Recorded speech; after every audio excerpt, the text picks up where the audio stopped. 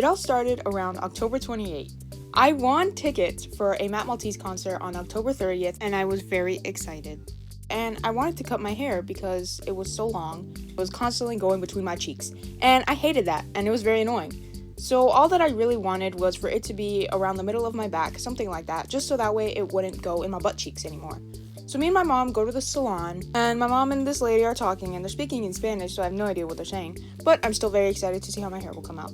I also wanted strips of my hair bleached, so that way I could dye it blue eventually, so I genuinely thought this was going to be like the best hairstyle of all time. Now, my first initial thought when she was cutting my hair was that she was cutting it way too carelessly, and I felt like she was just rushing through it and trying to hurry up, even though there was like nobody else in the salon, so that kind of made me a little bit nervous. And then we got to the bleaching part. This part took forever. I had to wait and sit around while she bleached my hair, and then wait another 30 minutes for it to bleach my hair. I did get to sit in the chair that had like that little thing that goes on your head and it dries your hair. That was fun. And after all of that came the washing part.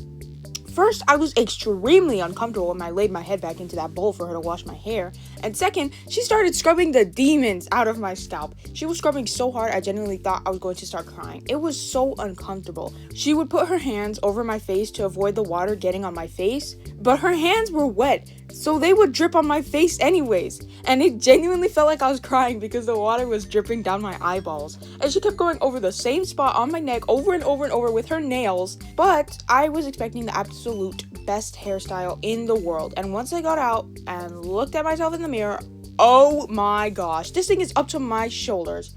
What happened to the middle of my back? I thought I was gonna get a very nice haircut and still have long hair. I tried to like it so hard until I got into the car and I was really looking at it, and I was looking at how much hair I had lost.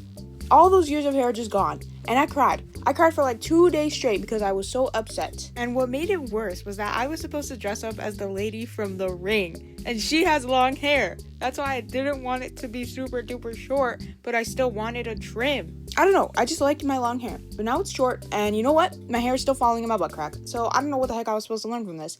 But at least I went to a Matt Maltese concert, and that was honestly the best night of my life. Moral of the story is, don't let anybody except your mom cut your hair.